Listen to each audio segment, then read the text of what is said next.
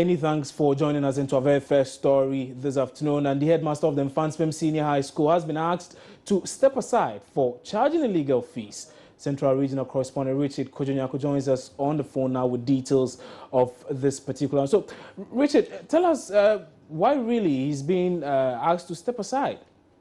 Well, you know, government approved fees for all senior high schools in Ghana, and they said that all schools are supposed to charge 724 Ghana cedis 50 pesos. And this charge includes PTA levies, and that is 52 Ghana cedis, feeding fee of 308, examination fees, boarding fees, and other fees. But apart from this one, if any school wants to undertake a project through with the PTA, that school has to put it into writing through the Regional Director of Education to the Director General of the GES for approval. Now, according to the Regional Director of the GES in the Central Region, Bartholomew Kwame, the schools and the PTAs, for that matter, have the right to charge fees for projects in the schools, but that right to levy is subject to the approval by the GES Director General. So for Mfantsipim School, instead of charging the approved fee of 724.50, the school charged 1,098 Ghana cedis. Now, further investigations by the GES proved that the students were charged 50 Ghana cedis and 40 Ghana cedis respectively upon their entry into the dormitories without being issued with any receipt and told any reason for such charges. So there was another charge of 60 Ghana cedis as teacher motivation fee that the GES says it is illegal because approval has not been sought for such charges. So in furtherance of that one, the headmaster and the school accountants were summoned before the GES Director General and the GES management in Accra to explain the reasons for their actions. According to the regional director I spoke with this morning, the two could offer any tangible explanation for their actions and were cautioned and asked to refund such monies to the students. But such monies have still not been refunded to the students.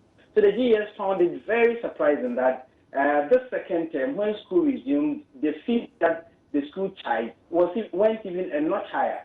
This time, they were charging 1,128.50. And you know that they have been cautioned before when they charged 1,028 Ghana cedis. And so now one has gone a notch higher. So according to them, that one has broken the straw that broke the camel's back, and so they have been asked to step aside pending investigation, and a committee has been instituted to look into this matter so that if they have any reasonable explanation, then maybe the GES will take maybe further action. But for now, the Regional Director of Education is expected to act in his stead, and he will take control of the financial administration of the school, while the assistant headmaster administration will also take the day-to-day running of the school. Do we know whether the GES intends to roll out this particular model, should I say, across board, and where are the likely schools that may be affected by this as well? Well, this thing has been in place, it's been enforced. Last year, some of the schools in Cape Coast, Agri Memorial, and Mfantsipim, Wesley Girls, and the others, they charged illegal fee according to the Regional Director of Education. All of them were summoned and they were cautioned against that, including the Mfantsipim headmaster, who is an issue now. They were all cautioned, and so they find it very surprising that he was part of the team that was cautioned, and now he is still charging the illegal fee, and so that is why they have singled him out. But they are also conducting series of investigations. They're going around the schools, collecting receipts and fees that the schools are charging, and any of the heads who will be found culpable will be dealt with according to the GES regulation. Well, many thanks for that particular update. Richard Kojonyako is a Central Regional Correspondent. He joined us over the telephone with a lot more updates on that particular, and the information is that the headmaster of that particular senior high school, that's in Mfantsipim School, has been asked to step aside for charging some illegal fees. We'll be bringing you a lot more on this, and we'll be trying as much as possible to get some answers from the appropriate authorities on the subject matter subsequently. But away from that, and to some more stories, and customers of the beleaguered microfinance company, DKM, have expressed disappointment in what they describe as delay by President Mahama in intervening in the confusion that has robbed them of their life savings with the company. Now, a meeting scheduled today between the company's officials and other stakeholders on the status of refunding their monies has been postponed, we are told, until sometime Friday. Now for regional correspondent Precious Semevo reports. And the general, feeling and mood in Sunyani is that they are only interested in their money, and they are preparing themselves for this forum, which has been postponed to Friday. They are eager to participate and know their outcome, but that will not stop them from embarking on a demonstration, which they have an approval from the police command here in the Tonga region. So on Monday, all the affected customers will cite themselves for a demonstration that they send at the mine against government, against the Bank of Ghana to ensure that they get their investment back. Here in Sunyani, the mood is that we want our money. Now, some of the customers who spoke to Joy News have been speaking to Joy News earlier, actually. But the fact is that what President said yesterday couldn't make with the customers at all. And government cannot inform us with the customer that you don't know anything about DKM. The last came here with this and it was also original chief. They asked of this they asked of him what is he doing about the DKM issues. That he has handled everything for this and Bank of Ghana. So we should wait till they come out with different listen. We wait till this day that we are doing this and they've not said anything.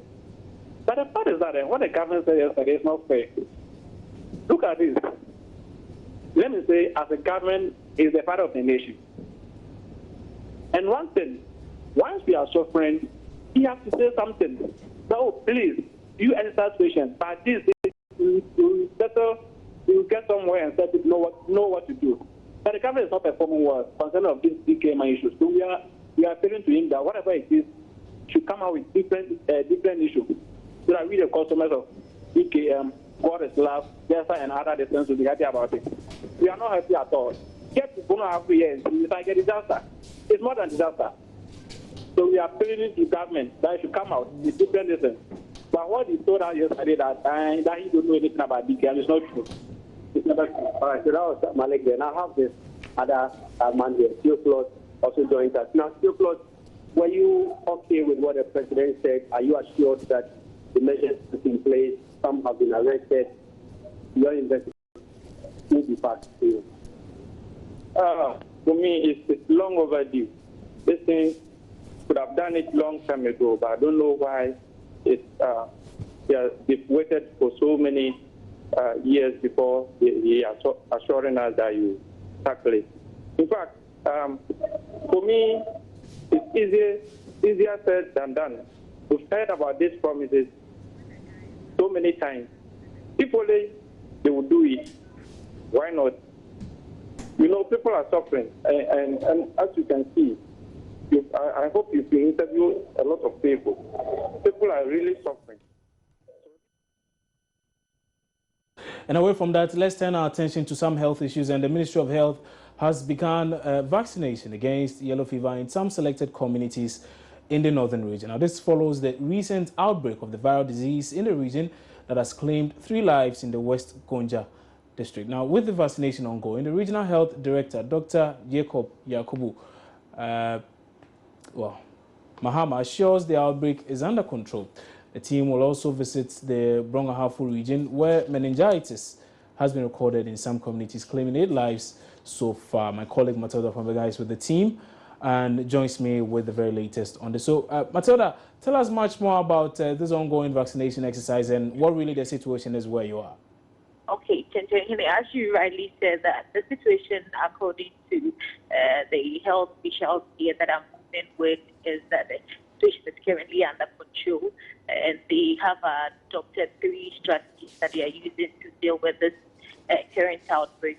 One is to isolate some of these suspected cases which are currently being tested, and 2, to intensify public education, as well as to see to it that measures are put in place to address the situation on the ground. So the health officials here have been telling me that though we haven't been to the community itself, the briefing we got from the regional director of health is that the situation is currently under control.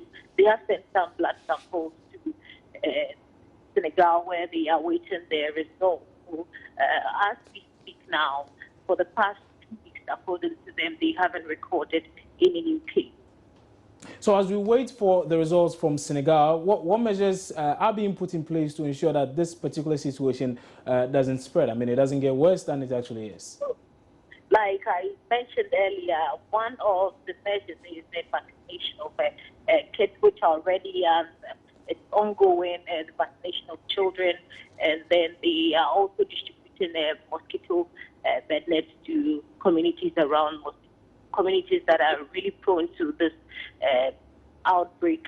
And then they are also intensifying their public education to tell people as to what to do to avoid overcrowded places and all that. So basically, these are some of the measures, the immediate measures that they are putting in place to address the situation. Okay. Many thanks for that particular update. And that was my colleague Matilda Fomega, who's with the Health Minister and a few others in the northern region. And she brought us an update on the situation there as far as that particular yellow fever vaccination is concerned. You're still watching News Today here on your Joy News channel on Multi TV. We're taking a break. We'll return shortly with a lot more news. Don't go away.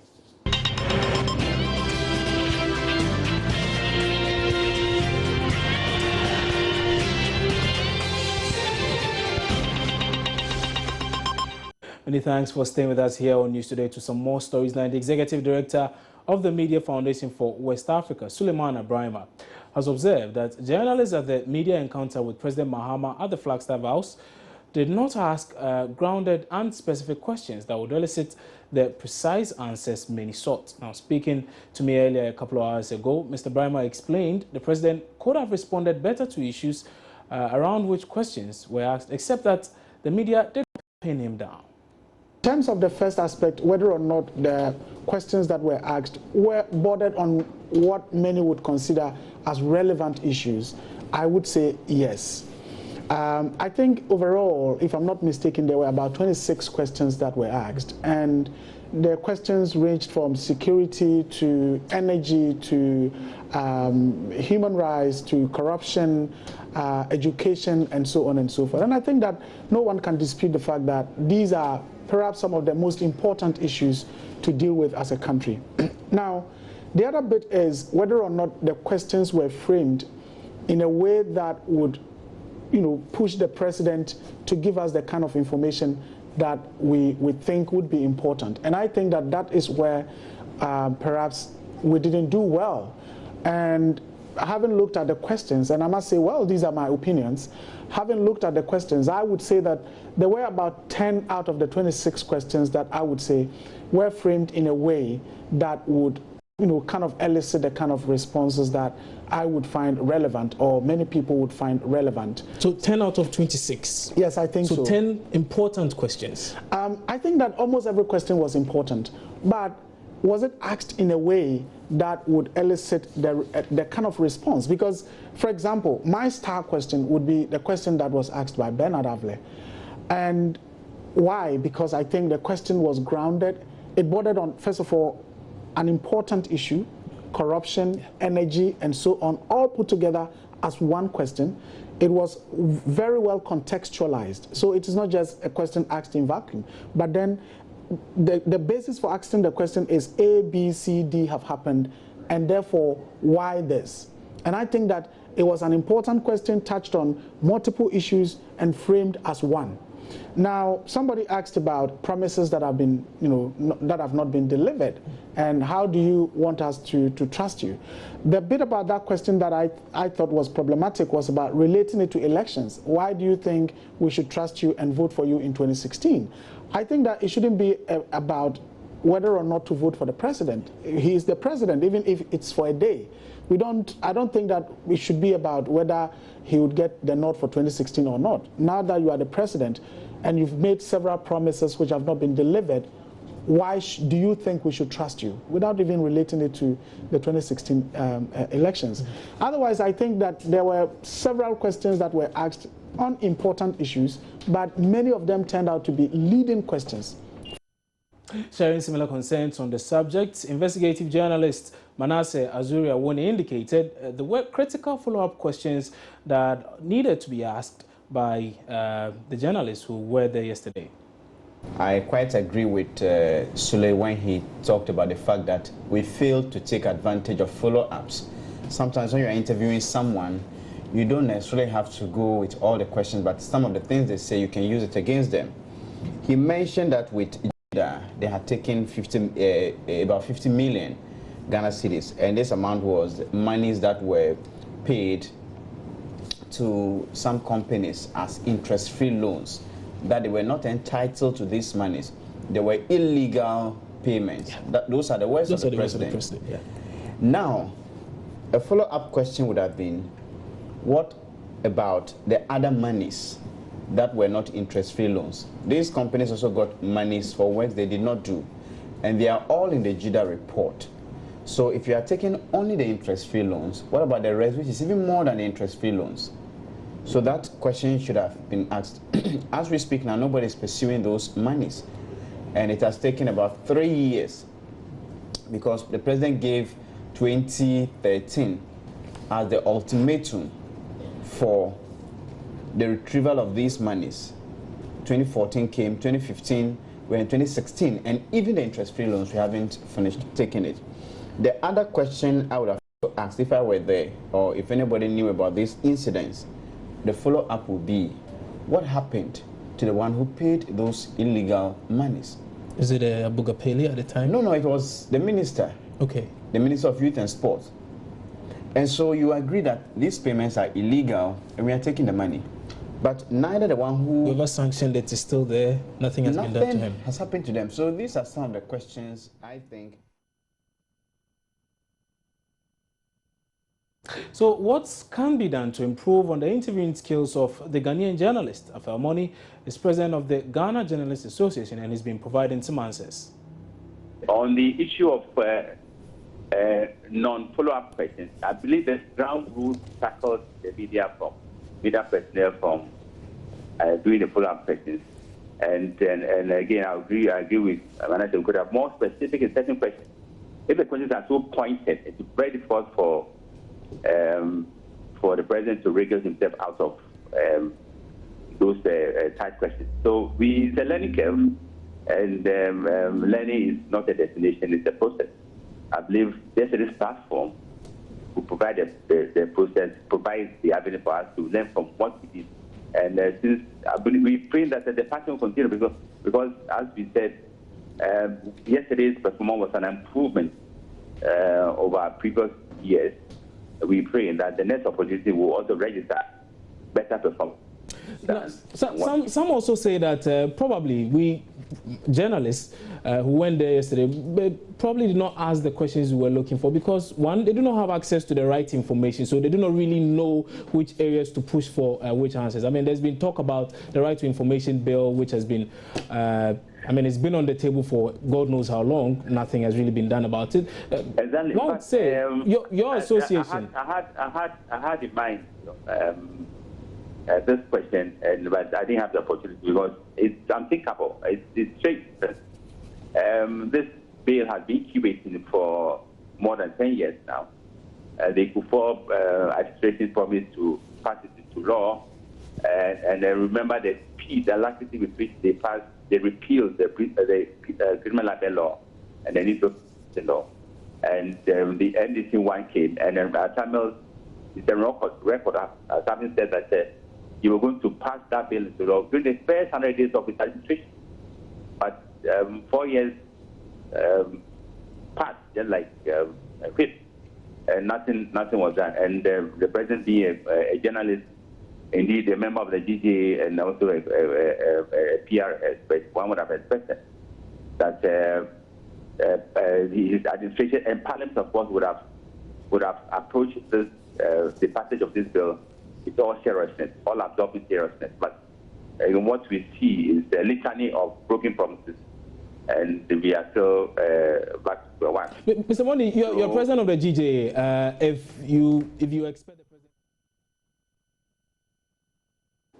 Well, let's move on now and deal with that particular subject matter of the released Guantanamo Bay detainees. And President Mahama has actually mentioned, or he's announced the location of the two, saying they are in the BNI custody. Now, he assures, however, that they are constantly under the watch of the BNI and pose no security threats whatsoever to Ghanaians and citizens here. Now, David Egbe is the Executive Director of the Ghana Institute of Governance and Security. He joins us on the phone lines now with some thoughts on this particular issue. Mr. Egbe, you seem to have some issues with the President going on record and stating where exactly these former detainees of Guantanamo Bay currently are. Why so? Yes, Senator Hene, I must say that the President was actually caught in the web in a very difficult situation to declare where those detainees are in the security arena, telling the whole country that those people are kept under the watch of the BNI officers. And that is where some of us has a bit of difficulty, although he has told the nation because of the anxiety, because the whole country, especially the Christian Council and Catholic Bishop Conference and other organizations expressing their views. So it has really forced the President to make mention of where those people are. And how much of a threat? How much of a threat is that? The President going on record stating exactly where they are. It doesn't pose much of a security threat, but our concern is about how long are those people going to stay with BNI in their offices, in their ambience. That is where we have a difficulty, because as much as the BNI officials keeps on interacting with those people, there could be a point in time that they will compromise. They might disclose a certain information to the people, which might maybe jeopardize our security. And that is where our concern is, that what time, at what point in time, is those people are going to be relocated into a different arena where there wouldn't be any compromise as far as security is concerned. For 2 years, allowing those people to stay in the BNI facilities for 2 years is quite a long time, that there could be some familiarities which at a longer period of time may affect this country. And that is where we have a certain level of concern that at a point in time, government needs to relocate them from the BNI facilities and try to relocate them somewhere that we will always have a safe environment, but they need to be monitored closely now and then. So, Mr. Agbe, sorry to cut you, Mr. Agbe, but does that in any way suggest that you still have concerns despite all the assurances given by government and the various security agencies about the continued stay of these two released detainees?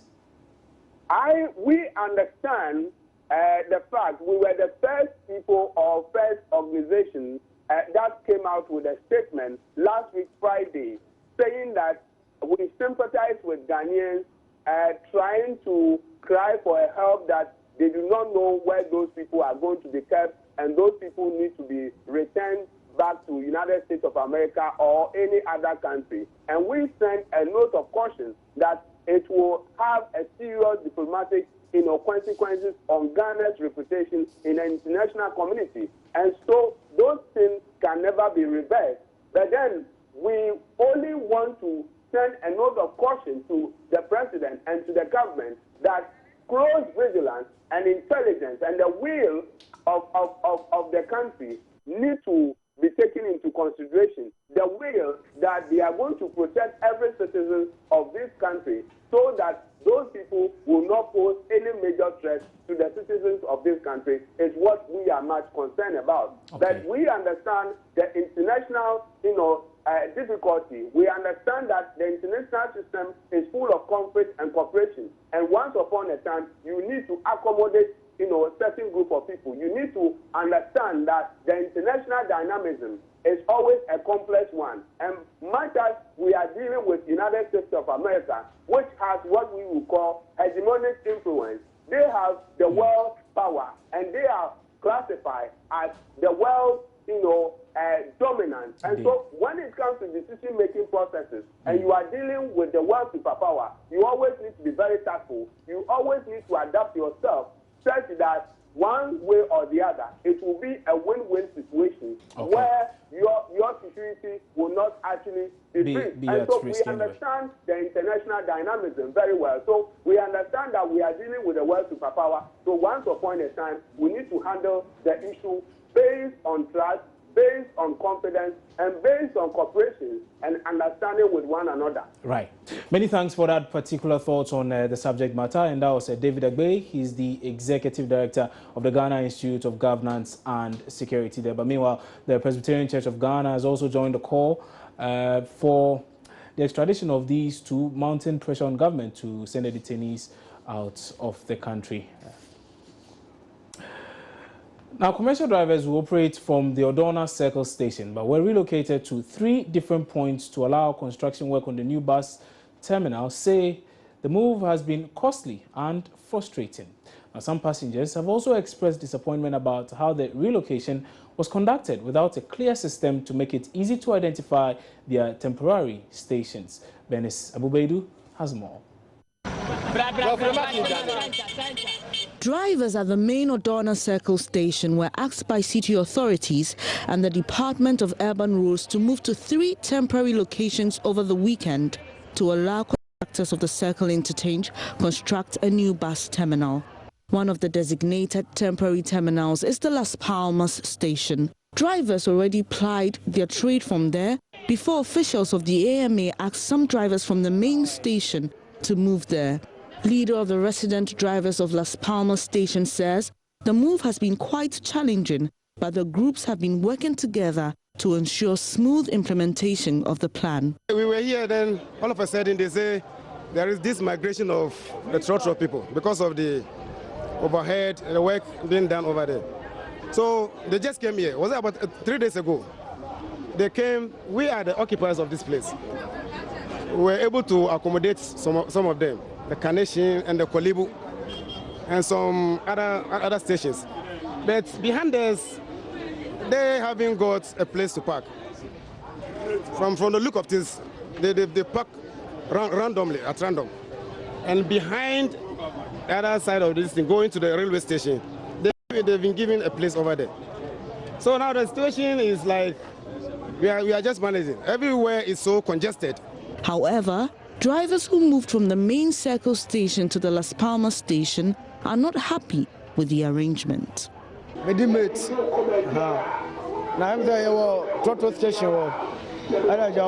a mate here who came from the main Circle Station. There was a station here when we came to the Las Palmas Station, and this is creating problems.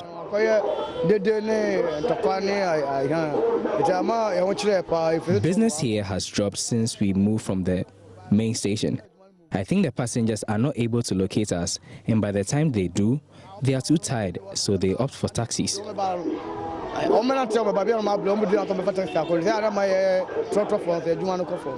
of the temporary stations is opposite the main Circle Station. Drivers say the area wasn't prepared for them and is not conducive as well for their business. In fact, here it's not hygienic, first one. Second, we don't have this toilet and then facilities here, no light. And we know that here, we know the boys, the gangsters are here. So we used to gather our cars so that all of the mates will go around and loot. Passengers have also been affected by this move, and they share their concerns with Joy News.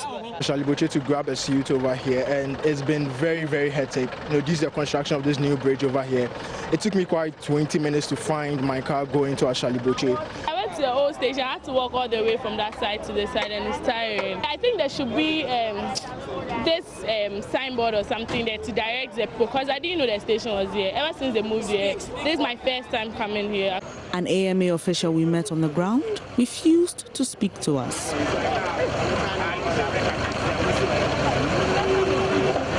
Meanwhile, construction is underway at the station where the drivers have been moved from.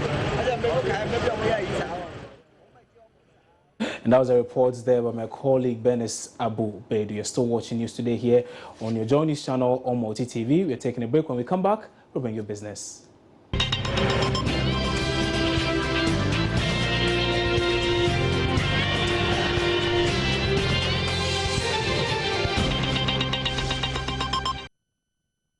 So it's time now for some business on news today. Joining me in studio with the very latest is Emmanuel.atani. We are free. Hi, Emmanuel. Hi, you're back on the blocks. Time for business again. And I know you are more interested in cash flow. Oh, exactly. Ghana is expecting $116 million, US dollars, of course, for the second round of the IMF bailout. And the review is today.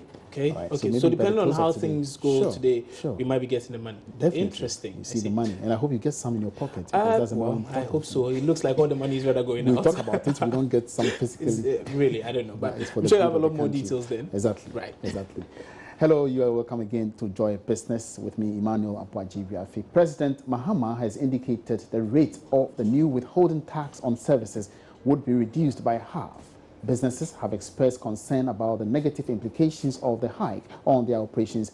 Addressing the press yesterday, President Mahama noted that the tax rate would be cut from the 15% to 7.5%. Chief Executive of the Association of Ghana Industries, Chum Akwabwa, tells Joy Business the jump from 5 to 15 was too huge and will definitely collapse the local industry, especially SMEs. Of the income tax review, government has increased withholding tax on services from 5 to 15%. What will be the impact on service providers? We are here to find out. According to government, the essence of the withholding tax regime on services is to improve tax compliance. It explains that it is not a final tax but a payment on account. Therefore, the increase in withholding tax on services to 15% is to encourage taxpayers to file their returns, after which they will be entitled to a credit for the amount withheld. This, however, does not come as good. The withholding tax rate on services was increased from 5% to 15% following the passage of the revised Income Tax Act. According to government, this was to ensure fairness in taxation and also to improve tax compliance. But the Association of Ghana Industries, AGI, is unhappy this would deepen the woes of local businesses. Chief Executive Officer of the AGI, said Chuma Kwabwa, has been speaking to Joy Business. When there's a withholding tax, it means that when you provide service and the service is being paid for, 15% of whatever amount has been agreed on has to be deducted from the money that is being paid. So, and indeed, if a lawyer provides a service to, say, an SME, it means that that kind of money has to be taken from the payment that is going to be made to him. And it is, once it's withholding tax, it means that you can actually have access when the tax returns are done and all that. But in the practice, though, is that a lot of, we have so much informal sector, and the filing of tax returns is an issue. So anytime there's a withholding tax, what practically happens is that some of them are unable to recover. So they see it as a cost, which they add on to the service. It therefore makes the service cost higher. But addressing the press yesterday, President Mahama noted a letter has been submitted to the Ghana Revenue Authority for the rate to be reviewed downwards. There were two laws that taxes that were proposed, but it was noticed, and a letter had already gone to the Speaker stopping them. One was the 1% tax on profits from treasury bills, income from treasury bills. A letter had gone to the Speaker, asking for an amendment of that particular tax. The other one was the increase in tax on services, withholding tax on services to 15%. A letter had already gone reducing that to 7.5%. So I think that issue you talked about, has been dealt with in respect of those particular taxes that people complained about. All right, so away from that story, government will by the close of the day know whether it could secure about $116 million US dollars as a third tranche of IMF funding to support the economy. This will be after the IMF board meets today to carry out the second review of Ghana's performance under the fund program. George Yafe has more. This would be the second review of Ghana's performance after government signed up to the IMF program in April 2015. The fund has so far disbursed about $230 million out of the total amount of $918 million that will be given to government to help support the country's imports and exports until 2017. Sources say government is set to get the board's approval for the third tranche of funds to be released to the country. However, many will be looking forward to the staff and the board's verdict on how government has fared when it comes to revenue mobilization and checking its rising expenditure. The board is meeting today after moving its initial review date for Ghana from December 18, 2015 to January 13, 2016. For some, a positive report from the IMF board could send some strong signals to foreign investors and the donor partners that government is committed to stabilizing the economy. And in another development, economist Dr. Godfred Bokwin is optimistic government will sail through the review, but with some challenges. Election cannot be ignored. It's too big to be ignored. And how the election will be final, I think is something that the board will be concerned, because a proper analysis of how Ghana went for the IMF, you can trace it also to the excesses of 2012 election. So I think that the election will be very key, how it will be final. I also think that in terms of monetary policy, largely the IMF was favor policy hikes, and I think Bank of Ghana has been quite good along that path. But I'm also thinking that there are certain reforms that I believe that the fund should still focus on in terms of public sector reforms, in terms of strengthening institutions that can improve investment efficiency, in terms of planning, allocation of investment and implementation. All these things I believe that would have to be touched on. Now, it's not been a good start to the year for cocoa prices, which have been plummeting on the international market. The downward trend, attributed to increased supply from producers, contradicts the commodity's strong performance around the same time last year, and this could negatively impact on government's revenue. Daryl Kwao has more. Cocoa, one of the few bright spots in 2015, this morning lost $42 to trade at $2,860 a barrel, reflecting a downward trend at the beginning of the year. This has taken prices 15% below the 5-year high recorded a month ago, attributed to a pickup in cocoa shipments in late December last year. Fears in the stock market as a result of the slowing Chinese economy is said to also be a causing factor. The decline has shocked market watchers themselves, with mixed views as to whether the market will continue to fall. But majority believe cocoa will continue to see price volatility despite concerns of dry weather hitting production. Ghana, the second largest producer of cocoa, is highly dependent on exports of the crop, and so a continuous drop would have negative implications for the economy as far as revenue is concerned. Well, so that does it for business for this afternoon. We'll certainly come your way again at Joy News Prime 7 p.m. with more business updates. My name is Emmanuel Apwaji. Keep watching the news.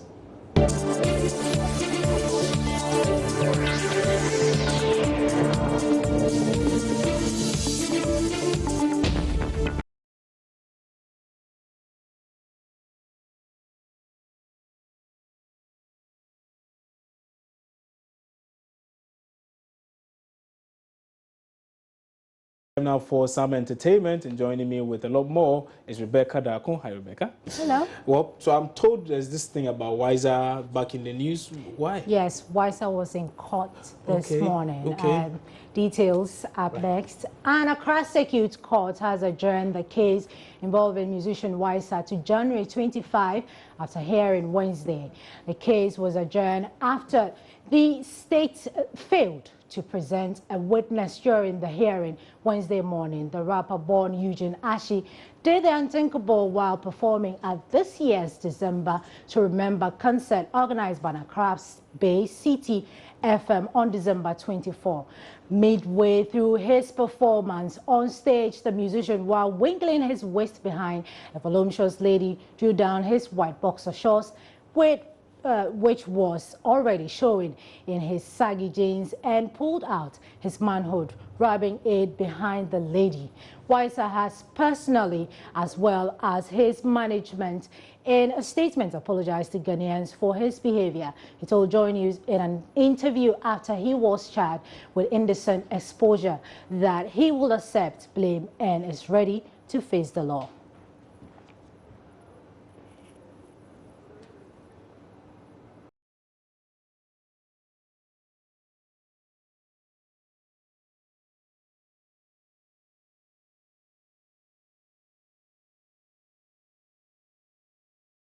Multi TV. My name is Kwabna Chenchen Hinebwati. There's more news, however, on myjoyonline.com. Have a good afternoon.